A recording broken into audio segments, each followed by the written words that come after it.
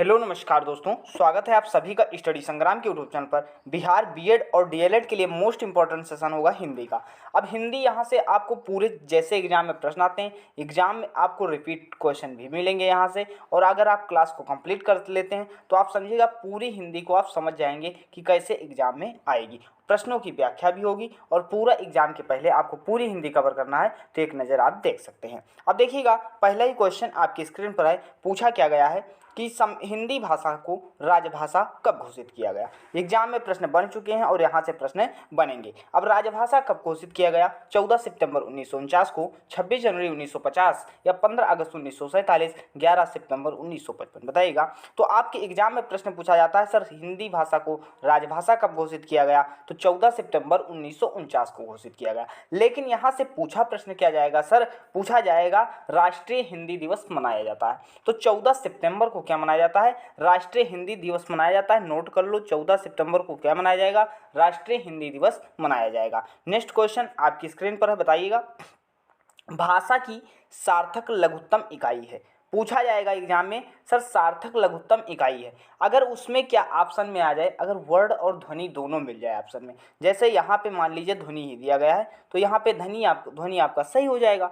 लेकिन अगर आपके एग्जाम में ध्वनि और वर्ड मिलता है तो आपको वहाँ पर लगाना क्या है? तब ध्वनि लगाना, क्योंकि सबसे छोटी ध्वनि हो जाएगी। अगर आप उसे लिख देते हैं तो क्या हो जाता है? वर्ड हो जाता है। वर्ड के बाद क्या बन जाता है? शब्द बन जाता है। ये प्रक्रिया पूरी चलती रहती। तो सार्थक लघुत्तम इकाई सबसे पहले प्रायिकता किसको आपको देनी है? आपको ध्वनि को देनी है। उसके बाद क्या देना है? वर्ड को प्रायिकता देनी है। नेक्स्ट क्वेश्चन आपकी स्क्रीन पर है। संविधान में किस अनुच्छेद में हिंदी को राजभाषा माना गया? ये पूरी हिंदी अभी व्याकरण भी करवाएंगे। ये बेसिक क्वेश्चन जो हिंदी से बन सकते हैं वो आप चीज़ आपको बताई जा रही है। अब संविधान के किस अनुच्छेद में हिंदी को राजभाषा माना गया? अनुच्छेद 343, अनुच्छेद 352, अनुच्छेद 356 या अनुच्छेद 370? अनुच्छेद 343 क्या कहता है? हिंदी राजभाषा होगी। अब यहाँ से एक प्रश्न और पूछा गया सर कि जो आपकी भाषा है ये किस संविधान की किस अनुसूची में है? तो अनुसूची 8 में कुल 22 भाषाओं का उल्लेख मिलता है। अनुसूची 8 किससे संबंधित है? भाषा से संबंधित हो जाती है। और अनुच्छेद कौन सा संबंधित है? अनुच्छेद 343 है। और भाग कौन सा संबंधित है? भाग 17 संबंधित हो जाता है। अनुसूची 8 संबंधित हो जाती है, अनुच्छेद 343 भाषा से संबंधित हो जाता है। नेक्स्ट क्वेश्चन आपकी स्क्रीन पर है, बताइएगा। देवनागरी किस भाषा की लिपि नहीं है? पूछा क्या जा रहा है सर देवनागरी किस भाषा की लिपि नहीं है? हिंदी की, नेपाली या मराठी या उर्दू? तो आप सभी को पता है कि हिंदी की लिपि सर क्या होती है? देवनागरी होती है। नेपाली की भी लिपि क्या है? देवनागरी है। मराठी की भी लिपि क्या हो जाती है सर? देवनागरी हो जाती है। तो उर्दू क्या होगा? उर्दू की लिपि आपकी देवनागरी नहीं होगी, ये अरबी फारसी का रूप होती है। और नस्तालीक लिपि करके आपको ऑप्शन में मिल सकता है। नेक्स्ट क्वेश्चन आपकी स्क्रीन पर है। तुलसीदास की रचना रामचरितमानस किस बोली की साहित्यिक रचना है? आपसे सबसे पहला ही प्रश्न पूछा जाता है सर रामचरितमानस किसकी रचना है? तो रामचरितमानस किसकी रचना हो जाती है सर? तुलसीदास की रचना हो जाती है। आपके एग्जाम में प्रश्न पूछा जाएगा रामचरितमानस वह किस भाषा में? सर अवधी भाषा में हो जाती है।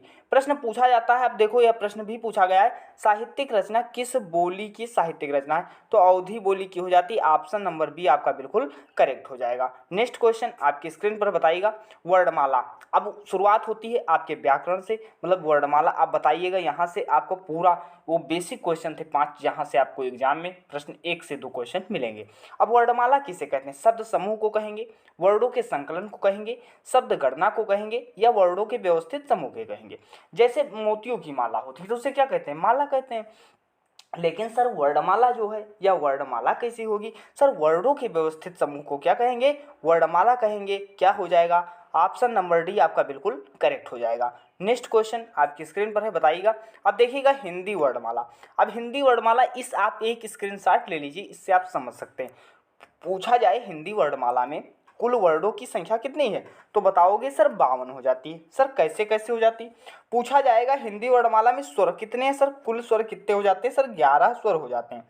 पूछा जाएगा स्पर्श व्यंजन सर कितने? तो स्पर्श व्यंजन आपके 25 होते हैं। अगर ऑप्शन में 25 27 दोनों आ जाए तो आपको क्या करना है? 27 क्लिक करना है, क्योंकि यह उत्क्षिप्त व्यंजन भी ऐड कर लिए जाते हैं। एग्जाम में प्रश्न पूछा जाएगा सर अंतस्थ व्यंजन कौन कौन से होते हैं? तो अंतस्थ व्यंजनों की संख्या सर 4 होती है। कौन कौन से हो जाते हैं? या, र, ल, व हो जाता है। सर ऊष्म व्यंजन क्या होता है? सर स श हा हो जाता है।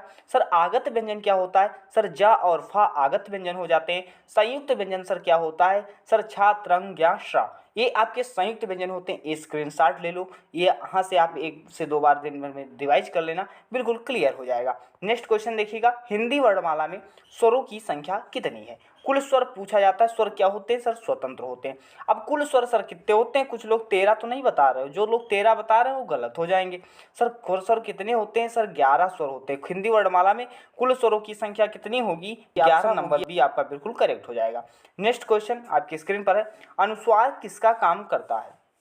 अनुस्वार किसका कार्य करता है? यह प्रश्न एग्जाम में पूछा जाएगा। विसर्ग का, चंद्र बिंदु का, पंचम बिंदु का, स्वर का। कहते हैं यूं ही नहीं मिलती राही को मंजिल, एक जुनून सा दिल में जगाना पड़ता है। पूछा चिड़िया से कैसे बनाया आशियाना, बोली तिनका तिनका उठाना पड़ता है। इसी तरह आपको जैसे एक आशियाना बनाने के लिए तिनका उठाना पड़ता है, उसी तरह आपको कॉलेज लेने के लिए एक एक नंबर तैयार करना पड़ेगा। उस एक एक नंबर की श्रृंखला में हर प्रश्न आपके लिए इंपॉर्टेंट है। तो अनुस्वार किसका कार्य करता है? ये पंचम अक्षर का कार्य करेगा। ऑप्शन नंबर सी आपका बिल्कुल करेक्ट हो जाएगा। नेक्स्ट क्वेश्चन देखिएगा, आपकी स्क्रीन पर है, हिंदी भाषा में कुल वर्ण लिपियां हैं। कुल वर्ण लिपियां पूछा जा रहा है। अभी हमने क्या बताया था? कुल वर्ण कितने होते हैं? आपसे इसे एग्जाम में प्रश्न पूछा जाएगा, वर्णमाला में कुल कितनी वर्ण लिपियां हैं? तो 52 हो जाएगा। ऑप्शन नंबर सी आपका बिल्कुल करेक्ट हो जाएगा। नेक्स्ट क्वेश्चन देखिएगा, चैनल पर नए हैं चैनल को सब्सक्राइब कर लो, नोटिफिकेशन ऑन कर लो, ताकि जो भी क्लासें दी जाएं आपको सबसे पहले मिल जाए। अब या रा लावा व्यंजनों को क्या कहते हैं? या रा लावा व्यंजनों को क्या कहते हैं? अभी हमने बताया था। स्पर्श व्यंजन कहेंगे, अंतस्थ व्यंजन कहेंगे, ऊष्म व्यंजन कहेंगे, या उपयुक्त में से कोई नहीं? बताइएगा। तो अंतस्थ व्यंजन क्या हो जाएगा? सर या रा लावा हो जाता है। नेक्स्ट क्वेश्चन आपकी स्क्रीन पर है, सर अल्प प्राण व्यंजन कौन होते हैं? सर अल्पप्राण क्या होता है? सर हल्की वायु जो निकलेगी। सर जैसे क लिखा होता है, सर ख लिखा होता है, और गा लिखा होता है, घ लिखा होता है, और अंगा लिखा होता है। एक का वर्ग पूरा लिखा हुआ होता है। लेकिन इसमें सर क्या होगा? सर जैसे पहला होगा, तीसरा होगा, पांचवा होगा। अब जब पहला, तीसरा, पांचवा जब होगा तो सर ये क्या हो जाएंगे? सर अल्प प्राण हो जाएंगे। तो पहला, तीसरा, पांचवा अल्प प्राण होते हैं। और महाप्राण जब पूछा जाता है तो दूसरा और चौथा प्रत्येक वर्ग के दूसरे और चौथे वर्ण हो जाते हैं। सर प्रत्येक वर्ग का पहला, तीसरा और पांचवा क्या होगा? सर अल्प प्राण होगा। तो 1 3 5 करके याद कर लो। सर क्या होगा? अल्प प्राण होगा। तो सर देख लो इसमें 1 3 5 कौन हो जाएगा? सर तीसरा उत्तर गा होता है, सर अल्प प्राण हो जाएगा। ऑप्शन नंबर बी आपका बिल्कुल करेक्ट हो जाएगा। नेक्स्ट क्वेश्चन आपकी स्क्रीन पर है, ए आए का उच्चारण स्थान है। ए आए का उच्चारण स्थान पूछा जा रहा है, क्या हो जाता है? सर नासिक हो जाएगा, मूर्धन्य हो जाएगा, ओष्ठ हो जाएगा, कंठ तालव्य हो जाएगा। अब आप सभी को पता है सर आधन ई बनकर के क्या बनता है? सर ए बनता है। आधन ई बनकर के ए बनता है। अब आ का उच्चारण स्थान सर कंठ होता है, ई का तालु होता है, तो क्या हो जाए? सर कंठ तालव्य हो जाता है। सर आपको ये भी पता होगा, आप सभी लोग क्लास देख रहे हो, सर आधन ए अगर हम मिला देते हैं तब क्या बनता है?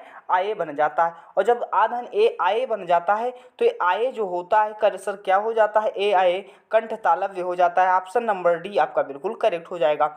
नेक्स्ट क्वेश्चन आपकी स्क्रीन पर है, सा ध्वनि है। यहाँ सा से आपका प्रश्न पूछा जाएगा। तो सर सा ध्वनि कैसी है? सर मूर्धन्य होगा, तालव्य होगा, दंत होगा, या ओष्ठ होगा। अब जो ये आपका सा जो आपको लिखा है ये तालु सा होता है। क्या होता है? तालव्य सा होता है। आपके एग्जाम में प्रश्न बन चुका है और यहाँ से प्रश्न बनेगा भी। सर तालु सा कौन होता है? तालव्य से उच्चारण किसका होता है? तालव्य सा होता है। तो ये सर तालव्य सा हो जाता है। और जो सपेरा वाला सा आपका होता है वह आपका कौन सा होता है? सर दंत सा हो जाता है। सपेरा वाला सा आपका कौन हो जाएगा? सर दंत सा हो जाएगा। आपसे पूछा जाएगा जो षटकोण वाला सा होता है मूर्धन्य सा हो जाता है, ये आपका मूर्धन्य सा हो जाता है। ये तीनों नोट कर लो। सर जो ये तालव्य सा होता है, सर ये मूर्धन्य सा होता है, और सपेरा वाला सा ये क्या होता है? दंत सा हो जाता है। नेक्स्ट क्वेश्चन देखिएगा, बताइएगा तालव्य ध्वनियां हैं। तालव्य ध्वनियां पूछा जा रहा है आपसे, कौन सा होगा? सर चा वर्ग होगा, पा वर्ग होगा, टा वर्ग होगा, या टा वर्ग होगा? बताइएगा कौन सा उत्तर आपका बिल्कुल सही होगा। अब यहाँ से आपको पूरा क्लियर कर लेना चाहिए कि अगर प्रश्न आपको एग्जाम में पूछा जाए तो आप कैसे करोगे। अब देखो चा वर्ग जो आपका हो जाएगा, सर क्या हो जाएगा? तालु हो जाएगा। तालु से उच्चारण होता है। यहाँ से सर तालु होगा या क्या होगा? तो सर यहाँ से ये तालु होगा। अब पूछा जाता है सर तालु का, अब इसको एक और नाम दिया जाता है, स्पर्श संघर्षी व्यंजन भी कहा जाता है। स्पर्श संघर्षी व्यंजन इसे भी कहा जाता है। पूछा जाए सर आपके एग्जाम में ये तालु वाला तो हो गया, बिल्कुल कंफर्म हो गया। पूछा जाए दंत से किसका उच्चारण होगा, तो ता वर्ग का उच्चारण होता है, दंत से उच्चारण होता है। पूछा जाता है सर मूर्धन्य, जैसे आप कहते हैं ओष्ठ से, ओष्ठ से उच्चारण करते हैं, जैसे कि बोलते हैं आप पापा बोलते हैं, पापा बोलते हैं, फूफा बोलते हैं, बोलिए पापा, फूफा, बुआ, भाभी, ये सब क्या बोलते हैं, आप ओठ से बोल रहे हैं, तो पा वर्ग जो होगा या ओठ से उच्चारण होगा, ओष्ठ से हो जाएगा। ता वर्ग जो आपका होगा इसका उच्चारण स्थान पूछे तो दांत से हो जाएगा।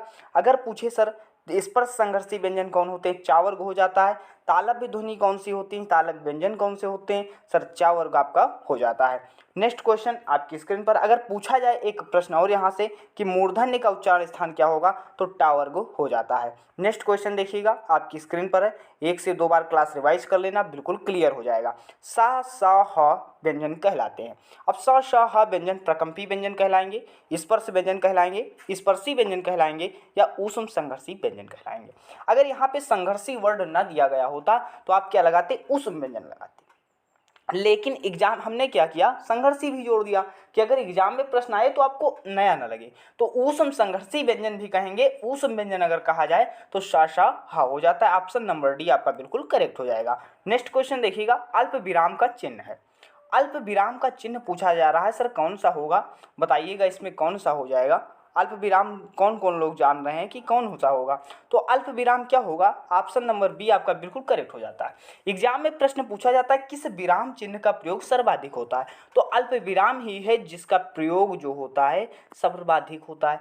आपसे पूछा जाता है सर अर्धविराम का चिन्ह कौन है, तो अर्धविराम का ऑप्शन नंबर सी हो जाता है।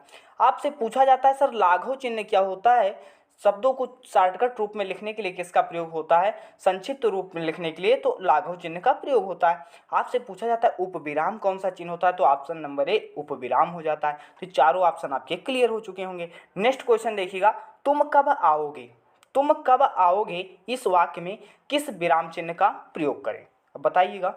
तुम कब आओगे, कैसा प्रश्न है ये, कैसा प्रश्न लग रहा है, बताइएगा। आप ही को पूछा जाए कि तुम कब आओगे, तो प्रश्नवाचक चिन्ह लग रहा है, यहाँ पे कौन सा विराम चिन्ह का प्रयोग होगा, प्रश्नवाचक चिन्ह का प्रयोग हो जाएगा। ऑप्शन नंबर बी आपका बिल्कुल करेक्ट हो जाएगा। नेक्स्ट क्वेश्चन देखिएगा, कौन रचना की दृष्टि से शब्द का भेद नहीं है।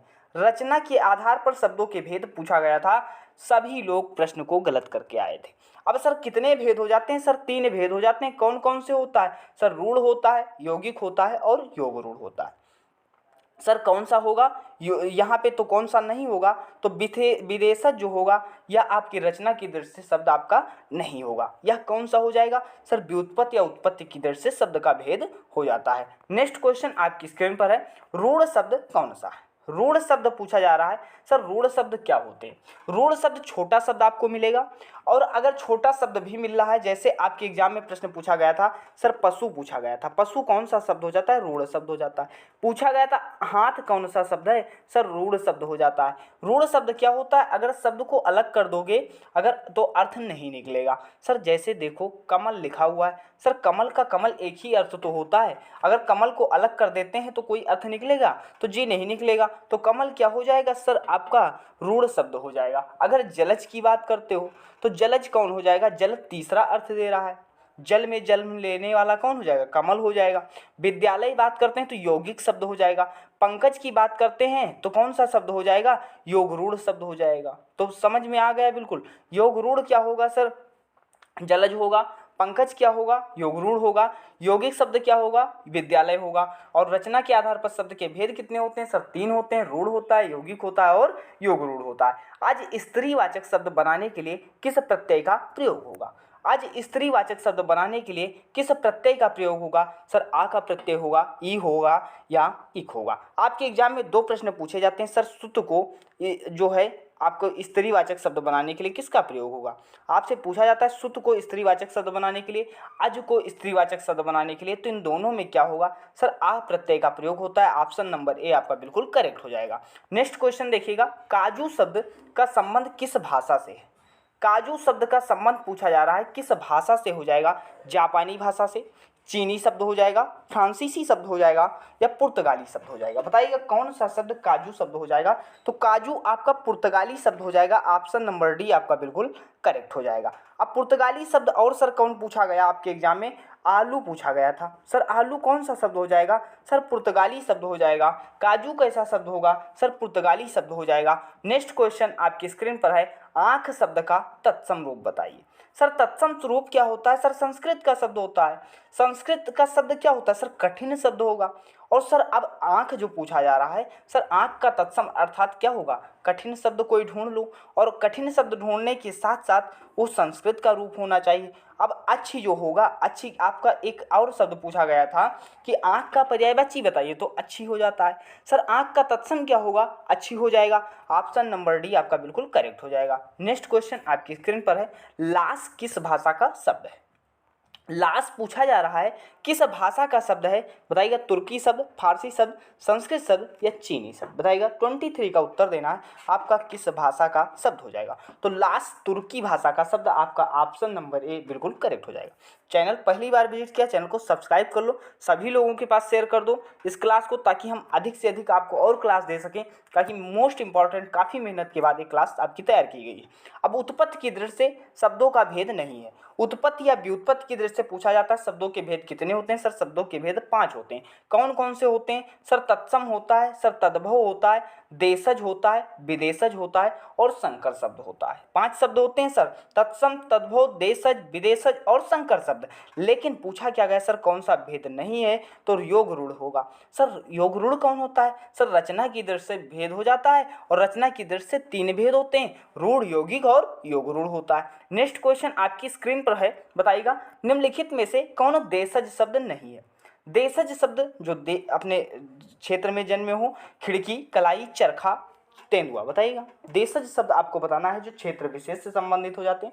बताइएगा कौन सा उत्तर आपका बिल्कुल सही होगा। तो इसमें देशज शब्द नहीं है, चरखा। चरखा आपका कौन सा शब्द हो जाता है? सर चरखा आपका फारसी शब्द हो जाता है। आपसे एग्जाम में प्रश्न पूछा जा सकता है, सर चरखा कैसा शब्द है? तो चरखा सर फारसी शब्द हो जाता है। अगर पूछा जाए खिड़की कैसा शब्द है, तो सर खिड़की आपका देशज शब्द हो जाता है। पूछा जाए तेंदुआ कैसा शब्द है, सर देशज शब्द हो जाता है। पूछा जाए कलाई कैसा शब्द है, देशज शब्द हो जाता है। नेक्स्ट क्वेश्चन आपकी स्क्रीन पर है, बाजार से किस प्रकार की संज्ञा का बोध होता है? संज्ञा के भेद पूछा जाए या प्रकार पूछा जाए तो कितने बताओगे? सर 5 बताओगे।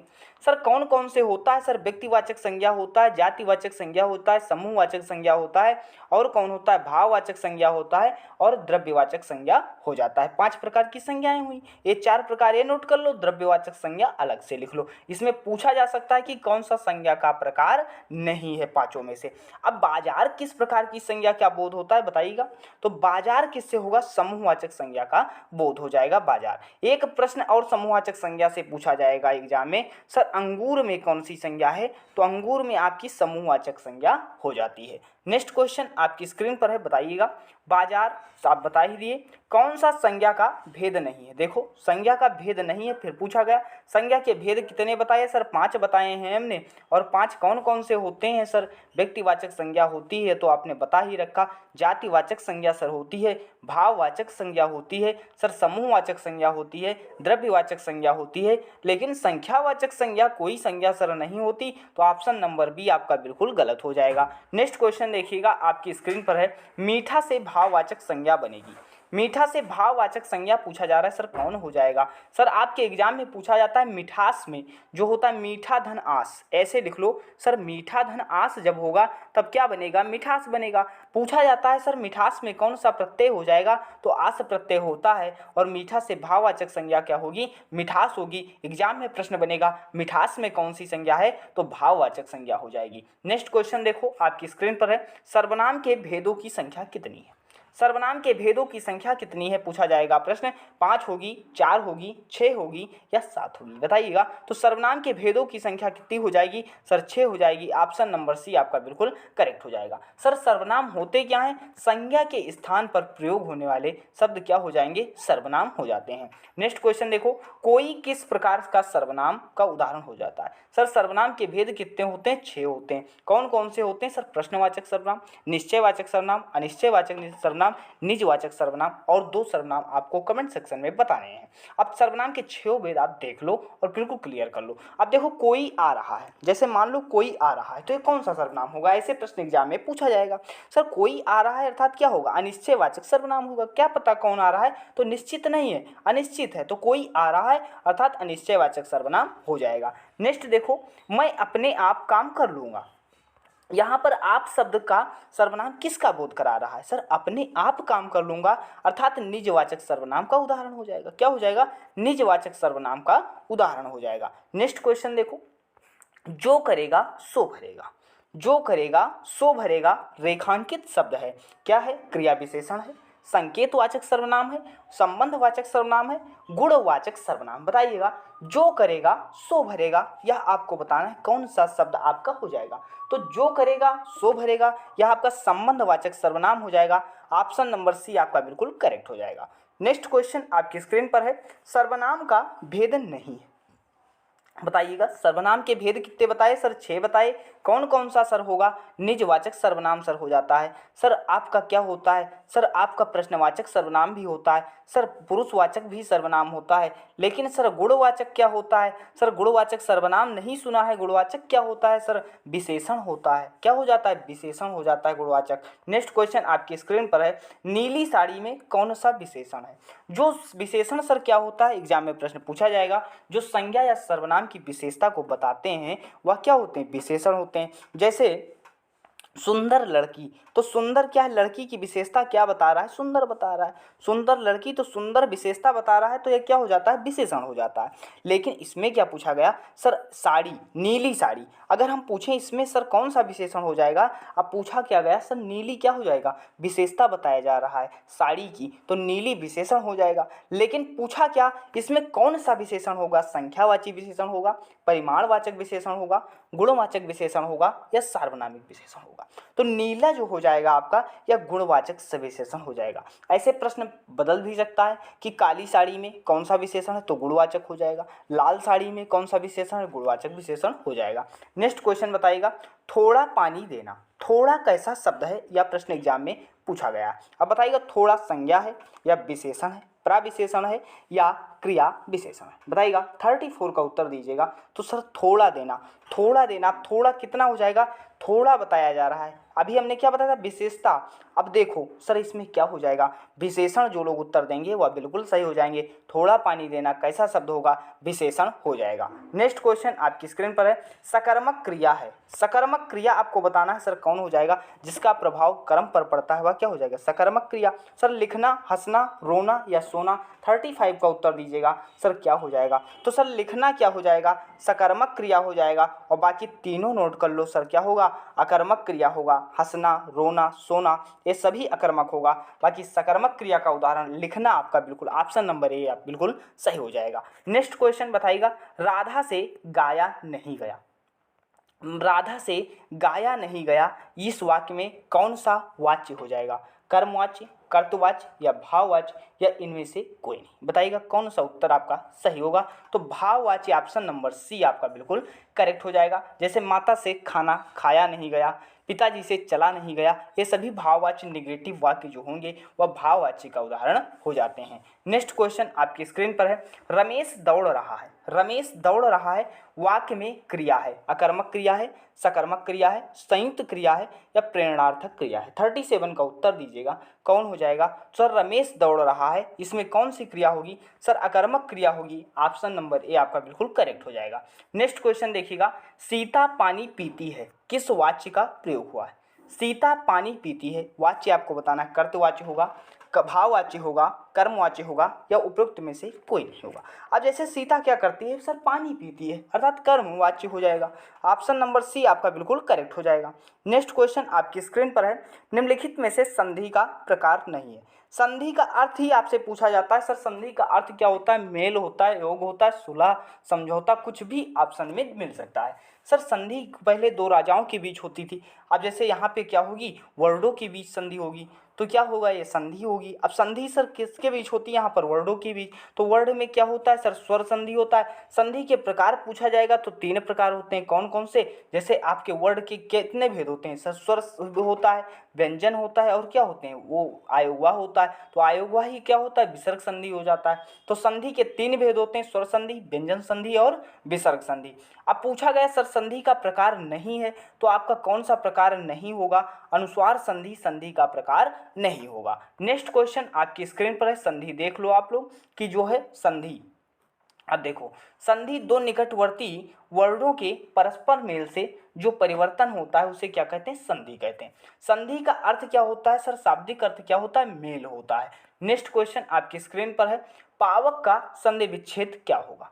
पावक का संधि विच्छेद पूछा जा रहा है, इसमें आपको संधि भी बतानी है और आपको विच्छेद भी बताना है। सर कौन सा हो जाएगा, सर ऑप्शन नंबर सी जो है पाव धन अक हो जाएगा। क्या हो जाएगा, पाव धन अक आपका हो जाएगा। और इसमें पूछा जाए सर संधि कौन सी होगी, तो अयादि स्वर संधि का उदाहरण हो जाएगा। नेक्स्ट क्वेश्चन आपके स्क्रीन पर है, स्वागतम में संधि है। स्वागतम में संधि पूछा जा रहा है। अब आप नोट कर लो, ट्रिक नोट कर लो, एक कौन सी ट्रिक नोट करोगे। अब इसकी ट्रिक संधि की चाहिए तो प्लेलिस्ट में हमने पढ़ा रखा है, आप जा करके आप कंप्लीट कर सकते हैं, उसमें सारी ट्रिक बताई गई हैं। संधि हो चाहे समास हो, एक एक टॉपिक को बताया गया है। अब सर स्वागतम में संधि कौन सी होगी, यह आपको बताना है। सर शब्द के बीच में या आ जाए, रा आ जाए, वा आ जाए, उसके पहले अगर आधा व्यंजन कहीं दिख रहा हो तो यण स्वर संधि लगा देना, बिल्कुल सही हो जाएगा। सर स्वागतम में वा देखो, वा के पहले क्या आ रहा है, आधा व्यंजन आ रहा है, सर क्या हो गया, यण स्वर संधि का उदाहरण हो जाएगा। नेक्स्ट क्वेश्चन, महाधन उत्सव, महोत्सव। देखो महोत्सव में कौन सी संधि होगी, ए ओ अर आ जाए, कहीं कहीं क्या आ जाए, ए ओ अर आ जाए तो क्या होगा, वृद्धि स्वर संधि का उदाहरण हो जाएगा। अब सर इसमें वृद्धि संधि होगा तो इसका विच्छेद क्या होगा, जैसे संधि क्या होता है, जोड़ना होता है, विच्छेद क्या करना होता है, अलग करना होता है सर। तो तर महोत्सव जो होगा ये महाधन उत्सव होगा। सर महाधन उत्सव अलग अलग हो जाएगा, महोत्सव पूछे सर कौन सी संधि हो जाएगी, सर ए ओ अर आ जाए, ए ओ अर आ जाए तो क्या होगा, सर इसमें गुण स्वर संधि का उदाहरण हो जाएगा। क्या हो जाएगा, गुण स्वर संधि का उदाहरण आपका बिल्कुल सही हो जाएगा, ऑप्शन नंबर सी बिल्कुल करेक्ट हो जाएगा। नेक्स्ट क्वेश्चन देखिएगा, अगर 2 मात्राएं कहीं दिख मिल जाए आपको तो क्या होगा, वहां पे वृद्धि स्वर संधि हो जाती। एक मात्रा मिले, ए ओ अर मिल जाए तो क्या होगा, गुण स्वर संधि का उदाहरण होगा। महाधन उत्सव महोत्सव में गुण स्वर संधि होगी। नेक्स्ट क्वेश्चन देखो आपकी स्क्रीन पर है, प्रत्येक में संधि विच्छेद होगा। प्रत्येक में संधि भी बताना है, संधि विच्छेद भी बताना है। सर प्रत्येक का संधि विच्छेद जब करोगे तो प्रतिधन 1 हो जाता है। सर प्रतिधन 1 होता है। अब पूछा हमने क्या बताया था, शब्द के बीच में या रा वा मिल जाए, उससे पहले अगर आधा व्यंजन हो तो क्या होता है सर, सर प्रतिधन 1 होता है। देखो प्रतिधन 1 हमने लगा दिया, हमने भी गलत कर दिया प्रश्न को, लेकिन आपको गलत नहीं करना है, यहाँ पे गलतियाँ कर लो। प्रतिधन 1 होगा तो प्रत्येक हो जाएगा, और प्रत्येक में कौन सी संधि होगी, सर यण स्वर संधि हो जाती है। ऑप्शन नंबर ए आपका बिल्कुल करेक्ट हो जाएगा। नेक्स्ट क्वेश्चन देखो आपकी स्क्रीन पर है, बताओ यशोदा में का संधि विच्छेद कौन सा होगा। अब यशोदा का संधि विच्छेद पूछा जा रहा है तो कौन सा होगा, यश धन उदा होगा। हमने संधि कितनी बताई थी सर, 3 भेद बताए थे, स्वर संधि, व्यंजन संधि और विसर्ग संधि। अभी हमने स्वर संधि को देखा है। अब सर यशोदा में कौन सा होगा, यशा धन दा हो जाएगा। सर यशा धन दा कौन सा हो जाएगा आप बताइएगा, तो यहाँ पे हो जाएगा, यहाँ पे विसर्ग हो जाएगा। तो यशा धन दा जब होगा तो यशोदा हो जाएगा, और यशोदा में कौन सी संधि होगी, सर विसर्ग संधि का उदाहरण हो जाता है। नेक्स्ट क्वेश्चन देखिएगा, उज्ज्वल में संधि है। अब उज्ज्वल पूछा जा रहा है, सर उज्ज्वल में संधि कौन सी होगी, तो सर आपसे सबसे पहले यहाँ से प्रश्न पूछा जाता है उज्ज्वल की शुद्ध वर्तनी बता दो। तो उज्ज्वल की शुद्ध वर्तनी जैसे पूछेगा तो आपको करना क्या है, दोनों जा जो आपके होते हैं ये आधे होते हैं, अर्ध व्यंजन होते हैं। उज्ज्वल देख लो सही से, एग्जाम में प्रश्न बनेगा। अब उज्ज्वल में सर पूछा जाएगा उपसर्ग क्या है, तो उत उपसर्ग होता है। उपसर्ग क्या होता है सर, उत उपसर्ग होता है। उज्ज्वल में आधे जा दोनों जा आधे होते हैं। और आपसे पूछा जाए उज्ज्वल में संधि कौन सी होगी, विसर्ग संधि होगी। ये 3 प्रश्न एग्जाम में इस क्वेश्चन से पूछे जाते हैं। नेक्स्ट क्वेश्चन देखो, चौराहा में समास है। समास का अर्थ अगर पूछ ले सर, तो समास का अर्थ क्या होता है सर, संक्षेपीकरण होता है। समास का अर्थ क्या होता है सर, संक्षेपीकरण होता है। संक्षेप में कोई वस्तु लिख देना। अब जैसे फिर उसके बाद बात करते हैं सर समास कितने प्रकार का होता है, तो समास सर 6 प्रकार का होता है। अब समास सर 6 प्रकार का होता है, इसमें क्या होगा सर, देखो द्वंद्व समास होगा सर, तत्पुरुष समास होगा, द्विगु समास होगा, कर्मधारय समास होगा। कौन सा समास चौराहा में होगा, तो आप पहले नोट कर लो ट्रिक। अब ट्रिक सर क्या होगी, समास की ट्रिक अगर देखना है प्लेलिस्ट में जाओ, अपलोड कर रखा है वीडियो, देख लो। अब देखो चौराहा में समास कौन सा होगा। पहला समास क्या, देखो पहला शब्द अगर संख्या में मिल जाए, जैसे चौराहा मिल जाए, नवरत्न मिल जाए, नवग्रह मिल जाए, सप्तऋषि मिल जाए, कुछ मिल जाए तो द्विगु समास लगा देना। जैसे चौराहा लिखा गया है तो ये क्या है, द्विगु समास का उदाहरण हो जाता है। आपसे पूछा जाए, जैसे एक प्रश्न पूछा जाता है सर कमल नयन, उपमान उपमेय दिया जाए या तुलना की जाए तो सर कमल नयन, तो कमल नयन में कौन सा समास होगा, कर्मधारय समास हो जाएगा। पूछा जाता है सर माता पिता में कौन सा समास होगा, तो माता पिता में माता और पिता आ जाएगा, भाई बहन भाई और बहन आ जाएगा, तो द्वंद्व समास हो जाता है। नेक्स्ट क्वेश्चन देखो, दूध रोटी में कौन सा समास होगा। योजक चिन्ह इसमें दिख रहा है सर, दूध रोटी में कौन सा समास होगा, तो इसमें क्या होगा, द्वंद्व समास का उदाहरण हो जाएगा। योजक चिन्ह दिख जाए या दोनों के बीच संबंध दिख जाए तो द्वंद्व समास हो जाता है। नेक्स्ट क्वेश्चन देखना, ऐसा समास जो तीसरे शब्द का विशेषण हो, ऐसा समास जो तीसरे शब्द का विशेषण हो बन जाए वह क्या होगा। सर अभी हमने बताया था योगरूढ़, योगरूढ़ शब्द भी वहाँ बताए थे। तो योगरूढ़ शब्द क्या होते हैं, सभी बहुब्रीहि समास होते हैं, और बहुब्रीहि समास कहता ही क्या है, तीसरा अर्थ दे रहा हो। जैसे गजानन की बात करते हैं, महादेव त्रिलोचन, ये सब बात करते हैं, तो क्या तीसरा अर्थ दे रहे हैं, तो तीसरा अर्थ जो दे दे वह कौन सा समास होता है, बहुब्रीहि समास का उदाहरण हो जाता है। नेक्स्ट क्वेश्चन आपकी स्क्रीन पर है, सप्ताह में कौन सा समास है। अभी हमने क्या बताया, पहला शब्द अगर संख्या में मिल जाए तो क्या करना है, आंख बंद करके कौन सा समास लगा दोगे, सर द्विगु समास लगा दोगे। ऑप्शन नंबर ए आपका बिल्कुल करेक्ट हो जाएगा। नेक्स्ट क्वेश्चन आपकी स्क्रीन पर है, बताइएगा, यथाशक्ति में समास है, यथाशक्ति में समास है। अब सर यथाशक्ति में कौन सा समास होगा, सर द्वंद्व समास तो है नहीं, सर बहुब्रीहि समास भी नहीं है, सर कर्मधारय समास भी नहीं है, तो कौन सा होगा, सर अव्ययी भाव समास हो जाएगा। यथाशक्ति में यथारुचि पूछ ले तो ये सब क्या होगा, सर अव्ययी भाव समास का उदाहरण हो जाता है। नेक्स्ट क्वेश्चन देखिएगा आपकी स्क्रीन पर है, रोगग्रस्त में समास है, रोगग्रस्त में समास हो जाता है, सर कौन सा हो जाएगा, तत्पुरुष समास होगा, द्वंद्व समास होगा, या आपका कर्मधारय समास होगा, या अव्ययी भाव समास होगा, बताइएगा इसमें कौन सा आपका समास हो जाएगा। सर इसमें जो आपका होगा बिल्कुल ना द्वंद्व समास होगा। सर द्वंद्व समास में क्या होता है, दोनों पद प्रधान होते हैं। कर्मधारय समास में उपमान उपमेय या तुलना की जा रही हो, सर ये भी नहीं होगा। अव्ययी भाव समास तो बिल्कुल नहीं होगा। सर क्या होगा, तत्पुरुष समास हो जाएगा। क्या होगा, कौन सा समास होगा, तत्पुरुष समास हो जाएगा। और तत्पुरुष के भी जो पार्ट होते हैं, जैसे रोग से ग्रस्त, तो करण तत्पुरुष का उदाहरण हो जाएगा। नेक्स्ट क्वेश्चन देखते हैं, अलंकार शब्द का पर्यायवाची, पर्यायवाची पूछा जा रहा है अलंकार शब्द का। अब अलंकार का पर्यायवाची अगर पूछा जा रहा है तो क्या हो जाएगा, सर आभूषण हो जाएगा। ऑप्शन नंबर ए बिल्कुल करेक्ट हो जाएगा। नेक्स्ट क्वेश्चन देख लो आपकी स्क्रीन पर है, आलोचना का पर्यायवाची है, आलोचना का पर्यायवाची पूछा जा रहा है, बताना है सुलोचना होगा, विवाद होगा, समीक्षा होगा, या बाध्यता होगा। बताइएगा कौन सा उत्तर आपका सही होगा। तो आलोचना का पर्यायवाची जो होगा समीक्षा हो जाएगा। ऑप्शन नंबर सी बिल्कुल करेक्ट हो जाएगा। नेक्स्ट क्वेश्चन आपकी स्क्रीन पर है, शिव का अर्थ नहीं है, शिव का अर्थ नहीं है पूछा जा रहा है, महादेव, पशुपति, चक्रपाणि या शंकर। शिव का अर्थ नहीं है पूछा गया है, बताइएगा कौन सा अर्थ आपका बिल्कुल नहीं होगा। तो चक्रपाणि जैसा आपको लग रहा है, सर शिव किसका होगा, महादेव का हो जाता है, पशुपति का हो जाता है, शंकर का हो जाता है। लेकिन चक्रपाणि की बात करते हैं तो सर चक्रपाणि का अर्थ क्या होगा, विष्णु हो जाएगा। सर विष्णु का अर्थ क्या होगा, चक्रपाणि होगा। चक्रपाणि बोले तो अर्थ विष्णु हो जाएगा, जो कि शिव का अर्थ नहीं होगा। नेक्स्ट क्वेश्चन देखो, आदित्य का अर्थ नहीं है, आदित्य का अर्थ, अब ऐसा मत लगा देना आदित्य का अर्थ सर भास्कर हो जाएगा, सही हो जाएगा। लेकिन इसमें ये तो देख लो सर क्या लिखा हुआ है, नहीं है। तो नहीं कौन सा होगा, सर दिवाकर, भास्कर, दिनकर या दीपक। बताइएगा तो दीपक जो होगा या आदित्य का अर्थ नहीं होगा, जबकि दिवाकर, भास्कर, दिनकर या सभी क्या होंगे, आदित्य के अर्थ हो जाएंगे। सभी चैप्टर से पूरी संपूर्ण हिंदी को कवर कराया जा रहा है। अब शत्रुता का विलोम बताइएगा, विलोम का अर्थ क्या होता है, सर उल्टा होता है। ये टॉपिक वाइज भी आप प्लेलिस्ट में जाकर के देख सकते हैं। अब सर शत्रुता का विलोम क्या होगा, मित्र होगा, मित्रता होगा, आशंकित होगा या व्यस्त होगा। 56 का उत्तर दीजिएगा, कौन सा उत्तर आपका हो जाएगा। तो मित्रता ऑप्शन नंबर बी आपका बिल्कुल करेक्ट हो जाएगा। नेक्स्ट क्वेश्चन देखिएगा, अतिवृष्टि का विलोम क्या होगा। सर वृष्टि मतलब क्या होता है, सर वर्षा हो जाता है। सर अति मतलब अधिक वर्षा हो जाता है। सर अधिक वर्षा अगर पूछा जाए तो इसका क्या होगा, सर अकाल होगा, तूफान होगा, वर्षा होगा या अनावृष्टि होगा। 57 का उत्तर देना। तो सर अनावृष्टि हो जाएगा, ऑप्शन नंबर ए बिल्कुल करेक्ट हो जाएगा। नेक्स्ट क्वेश्चन आपकी स्क्रीन पर है, बताइएगा अवनी शब्द का विलोम क्या होगा। अवनी शब्द का विलोम पूछा जा रहा है सर, अंबर होगा, तारे होगा, समुद्र होगा या पर्वत होगा, बताइएगा। अवनी, अवनी क्या होगा, पृथ्वी हो जाएगा। सर अवनी का विलोम पूछा जा रहा है, उल्टा हो क्या होगा, अंबर हो जाएगा। ऑप्शन नंबर ए बिल्कुल करेक्ट हो जाएगा। नेक्स्ट क्वेश्चन देखो, जिसका कोई शत्रु पैदा नहीं हुआ उसका अर्थ क्या होगा। जिसका कोई शत्रु पैदा नहीं हुआ उसका क्या अर्थ होगा। स्कंदगुप्त होगा, अजात शत्रु होगा, आजान भाव होगा या अजय होगा, बताइएगा कौन सा उत्तर आपका बिल्कुल सही होगा। तो जिसका कोई शत्रु पैदा नहीं हुआ वह क्या होगा, अजात शत्रु होगा। ऑप्शन नंबर बी बिल्कुल करेक्ट हो जाएगा।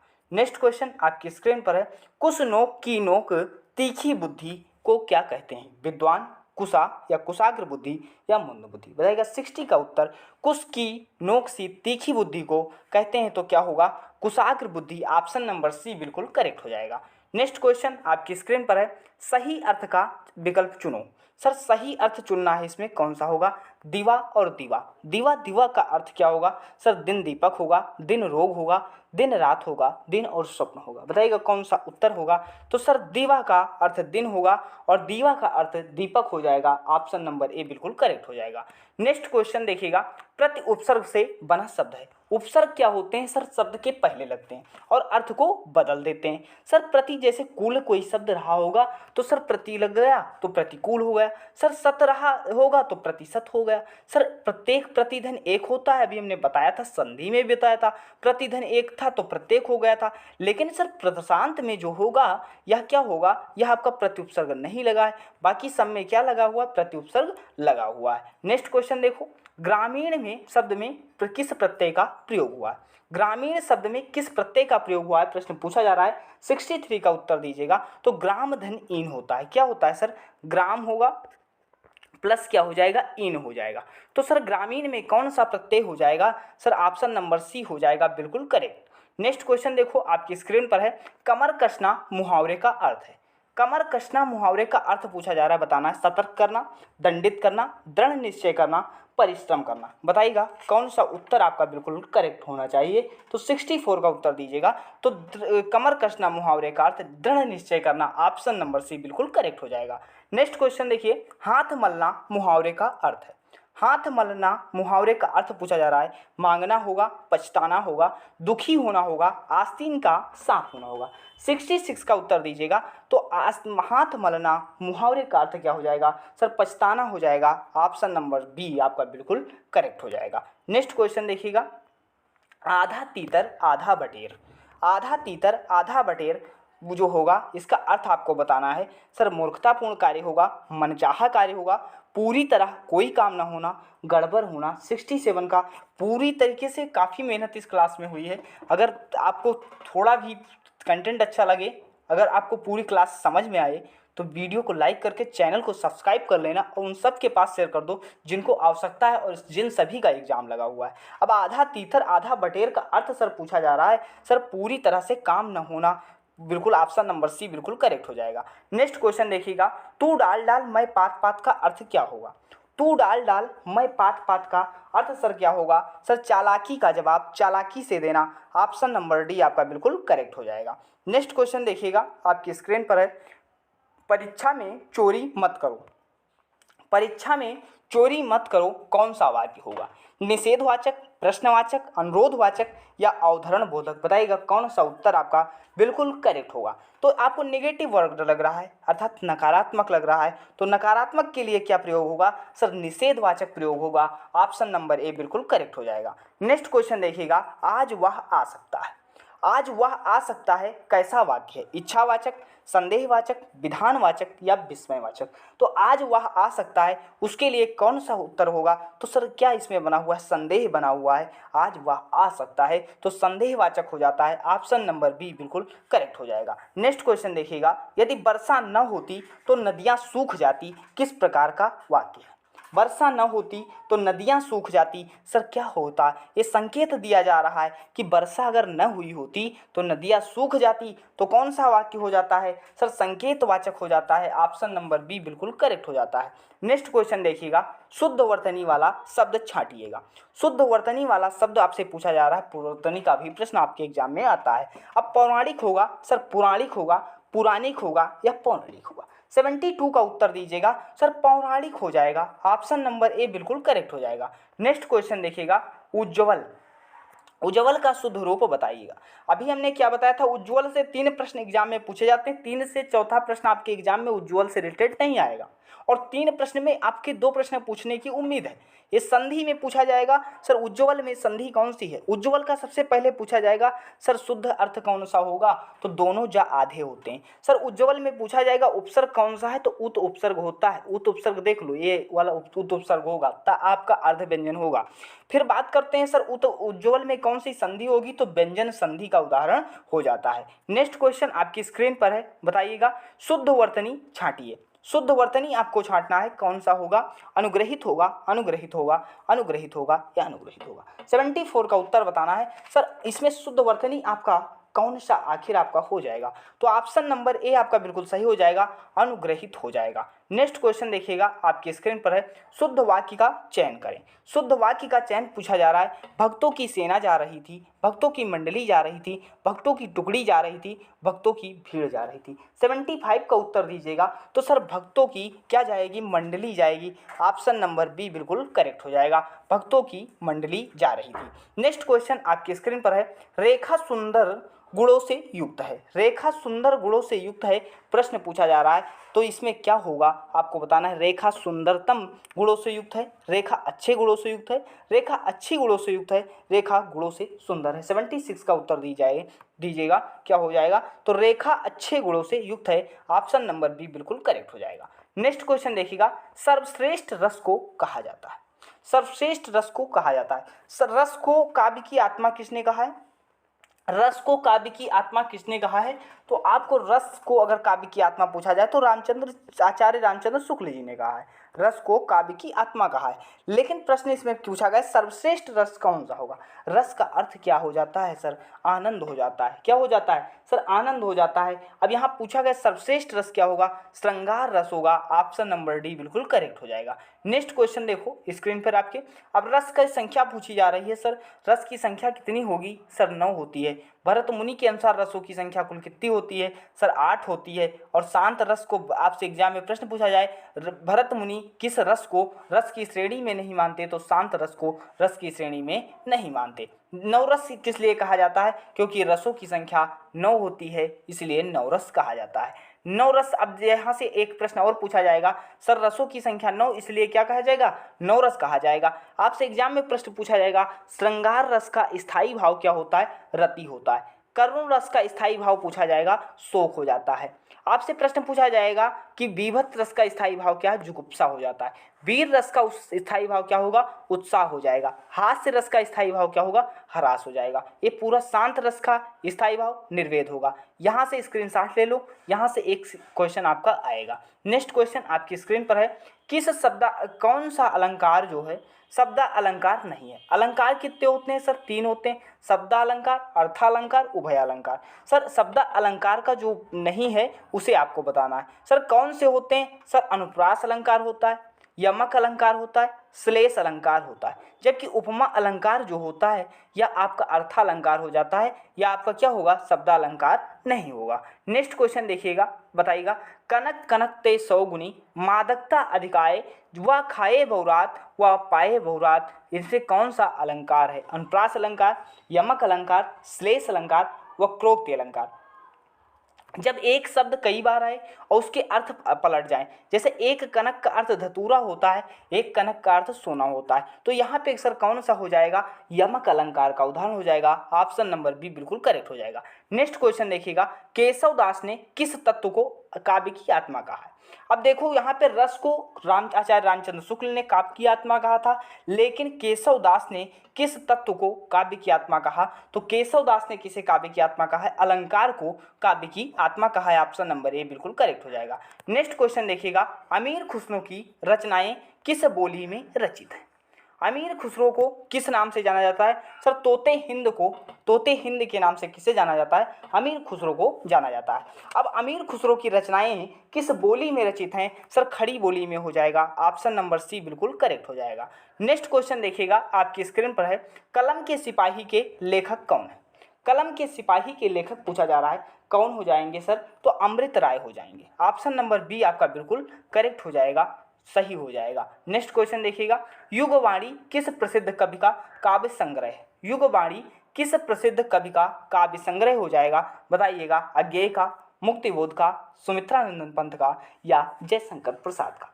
युगवाणी किसका हो जाएगा सर? सुमित्रानंदन पंत का हो जाएगा। एग्जाम में एक प्रश्न पूछा जाता है, सर सुमित्रानंदन पंत जी को ज्ञानपीठ पुरस्कार किस रचना के लिए मिला? तो चिदंबरा के लिए ज्ञानपीठ पुरस्कार जो है स्वामी विवेकानंद जी को, जो है आपको सुमित्रानंदन पंत जी को मिला था। अब कब कब मिला था? 1968 में मिला था चिदंबरा के लिए, रचना के लिए, और ज्ञानपीठ पुरस्कार मिला था। नेक्स्ट क्वेश्चन देखिएगा, यहाँ से आप देख लीजिए, एक प्रश्न पूछा जाता है, सर पृथ्वीराज रासो क्या हो जाता है? सर पृथ्वीराज रासो जो होता है हिंदी का प्रथम महाकाव्य हो जाता है, और आपको चंद्र, इसकी रचना किसने की थी? चंद्रबरदाई। पृथ्वीराज रासो किसका काव्य हो जाएगा? चंद्रबरदाई का हो जाता है। नेक्स्ट क्वेश्चन हम लोग देखते हैं, अमीर खुसरो की रचनाएं देख लो।